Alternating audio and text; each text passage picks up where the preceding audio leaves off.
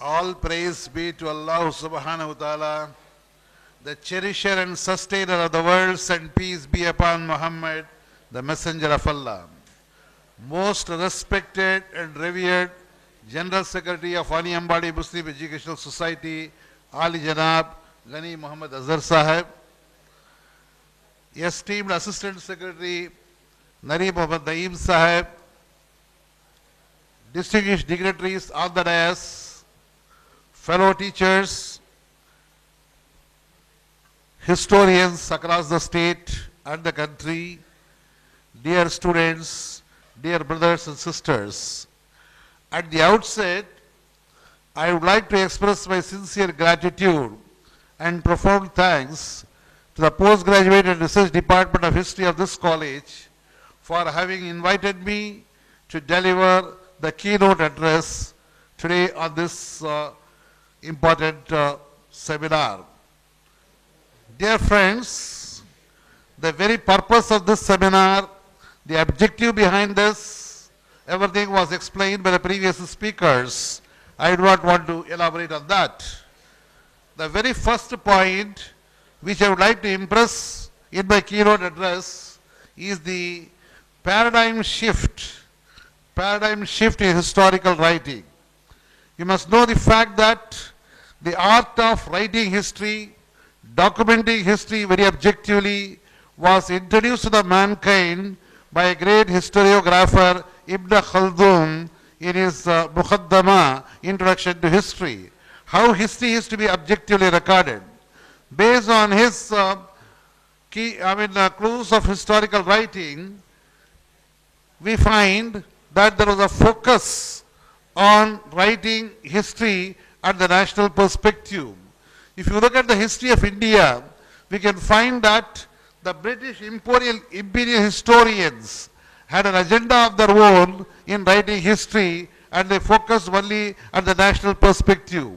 You know that the British imperial historians wanted to divide this country on the basis of religion to perpetuate the British rule. As long as the communities are divided, they could continue their authority in this country. And that's why they followed the policy of divide and rule. With that object in mind, they documented the history of India. And the importance was given at the national level. And from the national level, history, when it was documented, South India was completely ignored.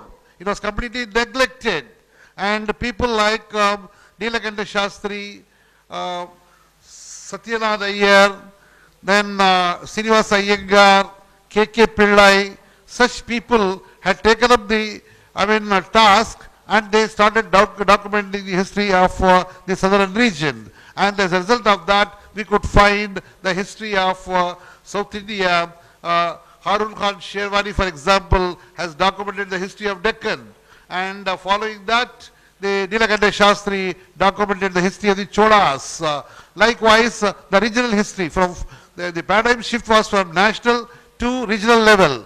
And from the regional level, importance was realized that the local history was also to be given importance. Because in the development of the nation, every society, every community, every region, every locality has contributed for the socio-economic development of the country. And therefore, unless we understand the local history, you cannot get a full comprehensive history of the nation. And that's why there is a paradigm shift. And if you look at the freedom movement, we can find volumes like History of Indian National Movement written by Tara Chand. When you look at the 4 volumes written by Tara Chand, you cannot get the picture of the contribution made by the people at the local level, at the grassroots level, at the subaltern level. And that's why the focus is shifted, and I would like to appreciate the Department of History for having taken up this local history and concentrating on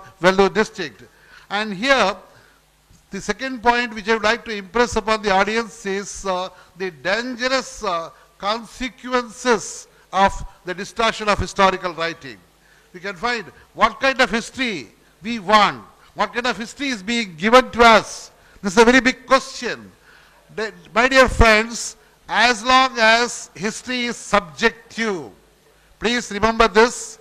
As long as the history is subjective, prejudiced, biased, ideologically based, mythologically oriented, belief and faith dominated, emotionally and sentimentally governed, then you cannot get real history. That history will spoil the whole country. It will not help for the development of the country. Therefore, there is a big need for objective history, reason-based history, facts and evidences-oriented history, history without likes and dislikes, history without fiction, history without mythology, history without lies, without stories. That kind of history is required. And as a result of that, we have to organize this kind of seminars to eliminate the glorification, the manipulation, the distortion which have been going on now. When you teach objective history, when you teach history based on reason, then you can promote national values, you can promote human values like peace, harmony, humanism, reason, all these things. And that's why the department has taken this task, and we have to appreciate for the excellent work they have taken up. And when you come to local history, we have to understand at the micro level, not at the macro level.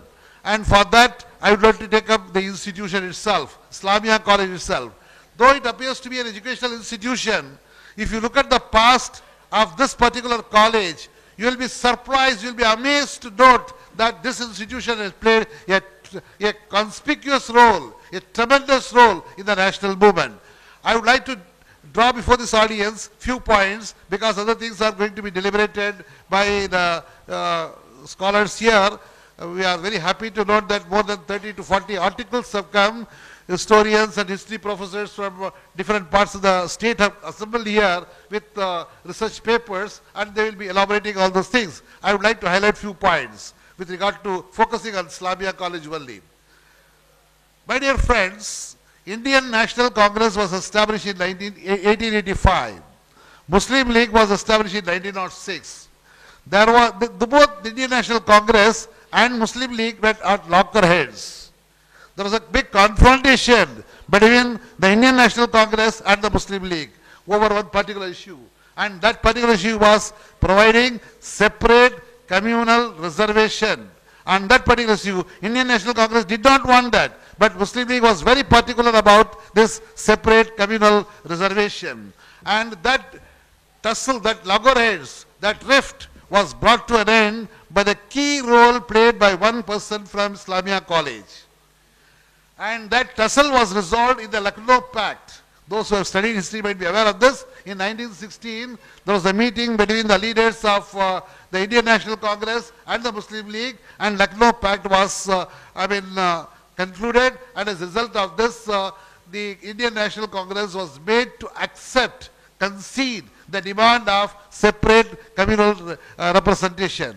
Who played the key role in bringing these two parties together and bringing an amicable settlement? And the key role was played none but Yaqub Hasan Said, the former correspondent of this Islamia College. He played the key role, and he was called as architect of the Lucknow Pact. In the national politics, he played a key role, and as a result of his incessant and continuous efforts, both the groups are brought together, and finally Indian National Congress accepted this communal representation to be given. And that's a very important thing. Of course, Yaqub Hasan Said played a very important role. He was later the Minister for Public Affairs, Public Works in the Rajaji Ministry, and he was the leading light of Madras Provincial Muslim League. A lot of things are there with regard to Yaqub Hasan Said, and that's one important thing. Similarly, when Khilafat movement was launched, you must know that Wani Ambadi was one of the strong center of anti-British activities, and the Wani Ambadi Muslims played a very, very important role in the Khilafat movement. When resolutions of All India Khilafat Committee were passed to observe 17th October 1919, 19th March 1920, 1st August 1920 as Khilafat days. Waniyambadi people observed those days as Khilafat days. Various protest meetings were organized, processions took place. There was a great fervor and vigor in Waniyambadi in celebration of Khilafat days. And apart from that, in response to the call given, all shops were closed, and you can find great enthusiasm in the participation of the Waniyambadi Muslims in the Khilafat movement. At that time, the call was given, the non-cooperation movement was also lodged. The headmaster of Islamia Boys High Secondary School, one Khuddus Saab, he instigated the students to boycott the classes. And similarly, the students of Islamia College also boycotted the classes, and as a result, you can find the statistic says that the strength of Islamia College had come down because of the great response made by the students of Islamia College and also the students of Islamia Boys High Secondary School. And in this connection, I would like to quote three important personalities from Waniyambadi who played a very important role in Khilafat movement. One is Mr. M.A. Khalis of Waniyambadi. He formed a Khilafat propaganda cell, a publicity board, to spread the message of Khilafat in every nook and corner of the district. And his role is very important. He founded a separate paper called Rahabar, and through that the message was carried out to the public. And second important personality was Janab Gundu Sattar Sahib of Waniyambadi. He took steps to initiate in the formation of Khilafat committees, not only in Waniyambadi, across South India. As a result of his efforts, a Khilafat committee was formed at Mysore, and he happened to be the chairman of that committee, and their efforts were taken to spread the message of Khilafat in Mysore. Similarly, another personality was Muhammad Usman. With the help of his business in Rangoon, he organized one Burma Provincial Khilafat Committee in Rangoon, and he was the president of the committee. And similarly, they they founded newspapers for spreading the message. Two Urdu dailies are very important. One was called Nazir, and another was Huzair-e-Shogan. These two papers, spread the message of this freedom movement in this part of the country. Similarly, in Tamil also, a paper was established called Muhammadiya Mitran. I used to say very frequently that the original, the mother tongue of the people of Waniyambadi was not Urdu. Urdu was the adopted language, Tamil was their mother tongue. If you look at the Jamaat records, our General Secretary happens to be the president of Neilfield Mosque, and in the Neilfield Mosque, you just look at the minute books, the resolutions. Till 1951, all resolutions were documented only in Tamil. All records were in Tamil, because basically the mother tongue was Tamil, and they had Muhammadiya Mitran, and through that they spread the message. My dear friends, students of Islamia College formed a separate organization called Khilafat Volunteer Corps, C-O-R-P-S, pronounced as Corps, Khilafat Volunteer Corps, to spread the cause, cause of Khilafat. Inspired by this, Indian National Congress later, it is acknowledged by the leaders of Indian National Congress themselves, they say that inspired by the Khilafat Volunteer Corps organized by the students of Islamia College, Indian National Congress formed National Volunteer Corps, NVC. So the inspiration was given to the national party by a local college, Islamia College. During the non-cooperation movement, as I already told you, Islamia Boys School and Islamia College students played a very, very important role. It happened to be the center of the activities. Ghulam Dastagir, headmaster of Islamia Boys School, was even accused by the British people of instigating the students to take part in non-cooperation movement. In Islamia College, the student strength had gone down from 373 to 179 as per the records. Due to the students boycotting the classes, they were prepared to even to boycott the classes, because freedom of this country is more important for our people. And that shows the involvement the commitment of the students of this college in the Indian national movement. And one more thing is worth quoting on this occasion, that is the visit of B. Amma to Vaniyambadi. B. Amma was the mother of Maulana Muhammad Ali and Shaukat Ali. People might be aware of this. B. Amma was the mother of Maulana Muhammad Ali and Shaukat Ali. Gandhiji had got great regard and respect for B. Amma. B. Amma. Whenever he started any new program, he used to seek the blessings of B. Amma. Our forefathers have sacrificed their lives, their properties, their comforts for liberating this country, and as a result of that, you and I are enjoying freedom here. And now it's an occasion to recollect all those great sacrifices made by the people. My dear students, there is a popular word called Khadar, Khadar Adai, Khadar Bhavan. Do you know the etymology of this word Khadar? Khadar Adai சொல்றேன் இல்லையா, அந்த கதர்ல கதர் ஆடை கதர் ஆடை எப்படி இருந்தது?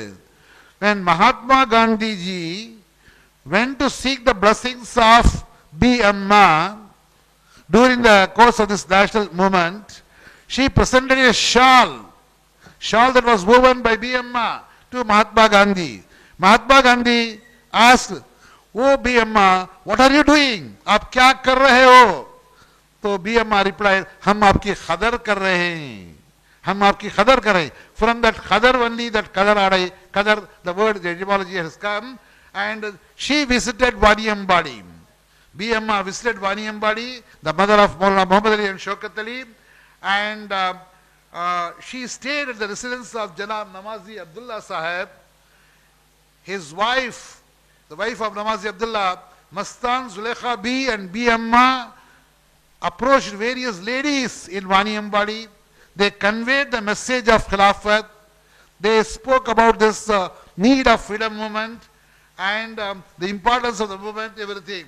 Inspired by the meeting with B. Amma and the efforts taken by Mastan Zulekha B., Patel Habibunnisa Begum, the daughter-in-law of Namazi Abdullah, please remember this, the daughter-in-law of Namazi Abdullah, Patel Habibunnisa Begum, she donated 1 kilo of her jewel, gold, 1 kilo of jewel she had. She donated the whole thing for the Sabarna Ankura Relief Fund on the request of B. Amma.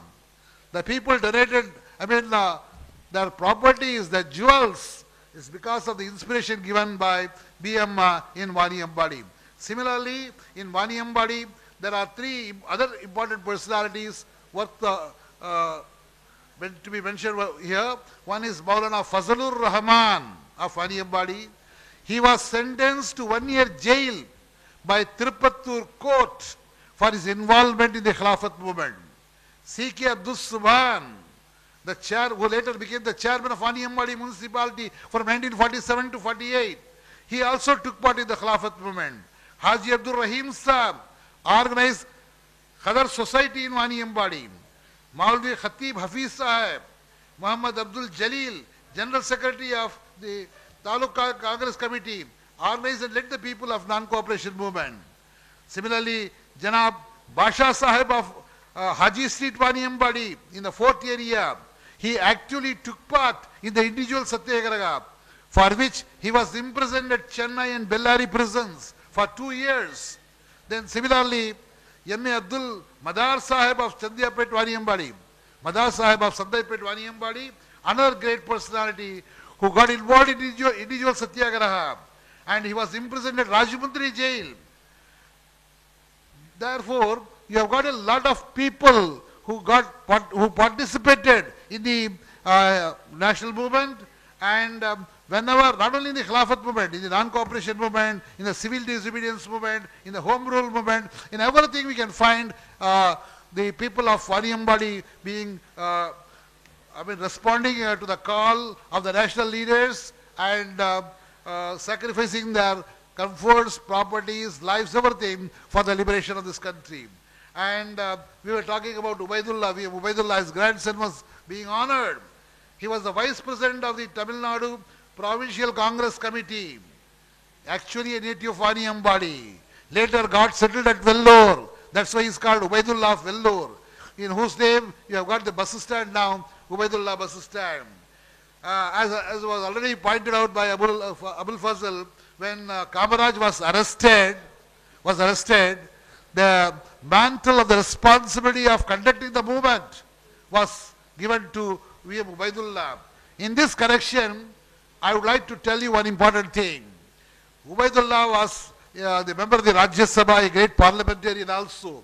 If you go to Vellore Fort, you can find Jalagandeshwara temple. This Jalagandeshwara temple, the sanctum sanctorium was removed, the idol was not there, there was no worship at all for a very long time.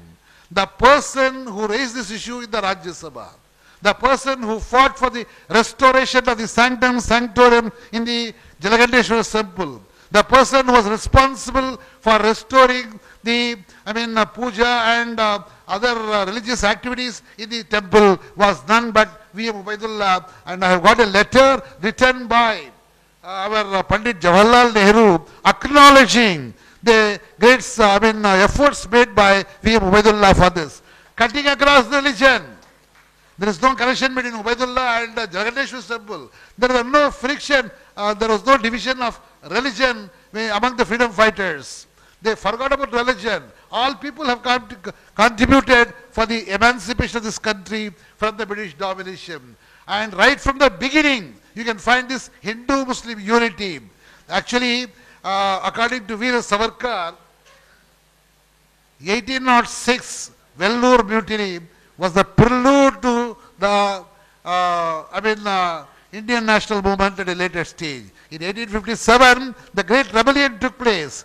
The historians call it as the first war of independence. But actually, 1806 Vellore Mutiny, Vellore Rebellion was the prelude, it was the precursor, it was the forerunner for the Indian national movement. And in Vellore Mutiny, you must know that there was no division among the Sepahis as Hindu or Muslim.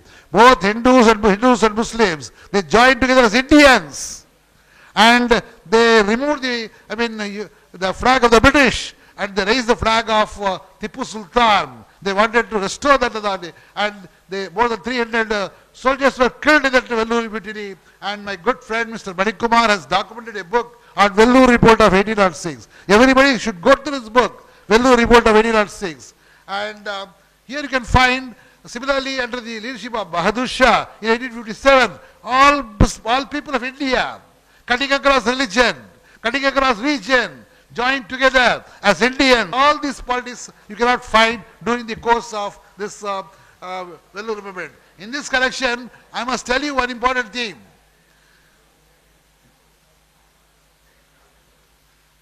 After 1940s, when there was a demand for the partition of the country, Rajagopal Achari supported the formula of dividing the country, partition of the country. But it was vehemently condemned, vehemently opposed by V.M. Ubaidullah, whose grandson was already here. He vehemently opposed. There were Muslims who did not want this partition of the country. And Rajaji, of course, supported this. This is a very important point which you must understand. And he prevailed upon several people. But unfortunately, developments took place. Similarly, when Gandhiji visited Vellore, more than 4,000 Muslims and thousands of Hindus warmly welcomed him near near Hazrat Makan, the railway gate. From there, he was taken to the ground at fort. And at that time, when Gandhiji delivered his speech in English, it was translated to Tamil by Rajagopalachari, but it was rendered into Urdu, Hindustani by the then Secretary of Islamia College, Yaqub Hasan Seth. You see the involvement of the people in the national movement.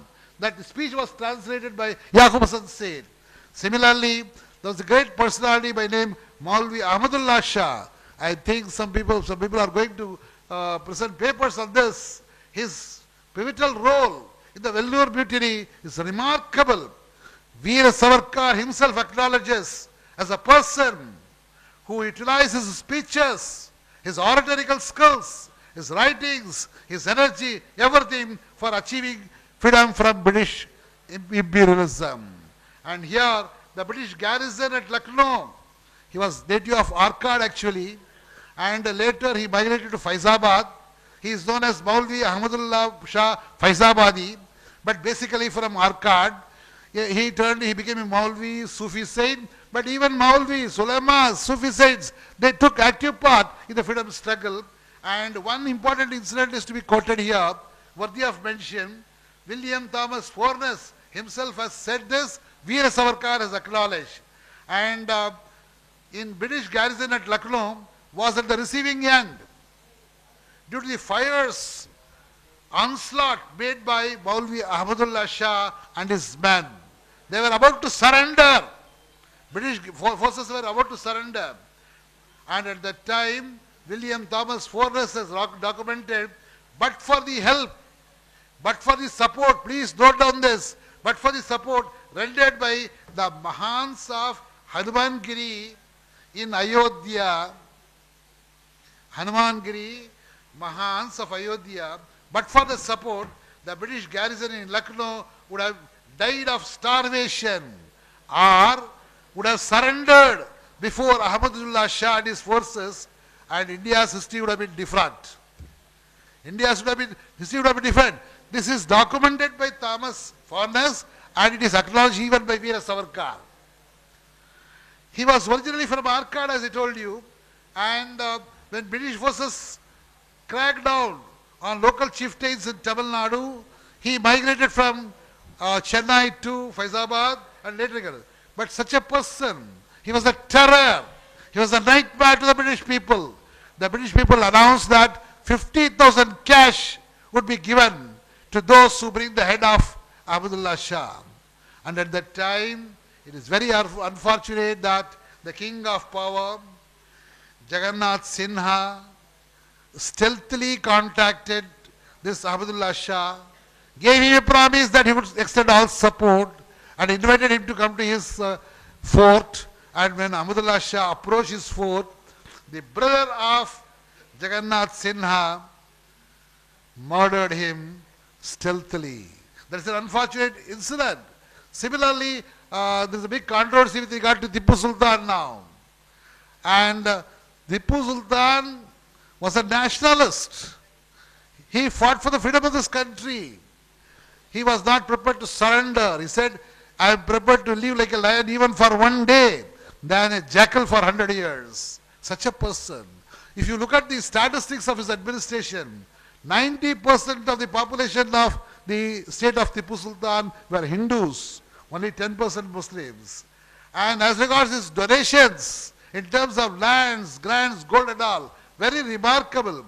It is stated that 1,93,959 gold sovereigns were given to Hindu temples and devasthanas, whereas only 20,000 sovereigns of golds were given to the mosques and madrasas. He was never partial. He was very judicious. He was above all these narrow grounds. His only ambition was to drive this country, to drive the British people out of this country. Such a great personality.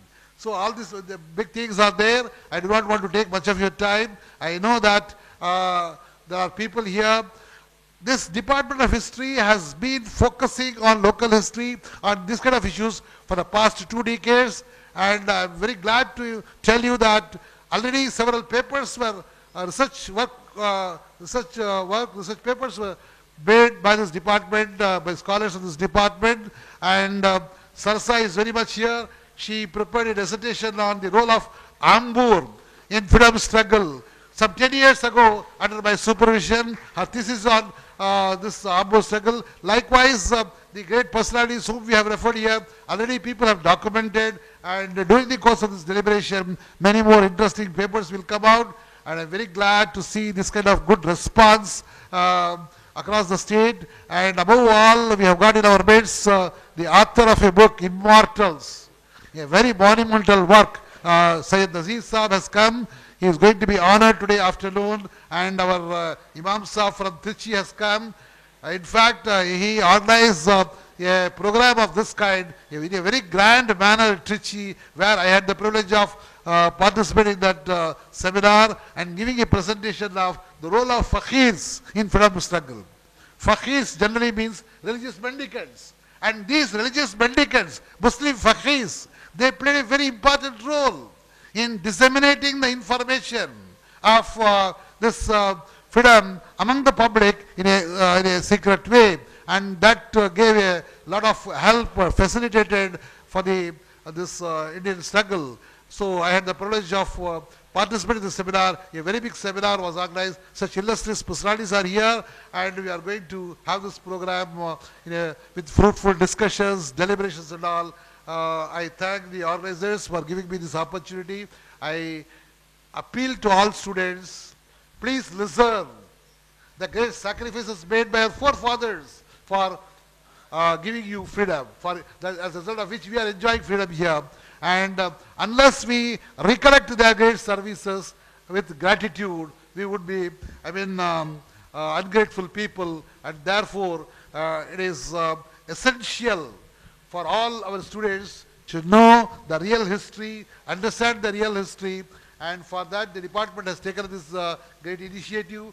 I once again appreciate the efforts taken by the department under the dynamic leadership of Abul Fazl. I thank all the people who have come over here responding to the invitation. I wish the deliberations of the seminar be fruitful and useful for the society. Thank you.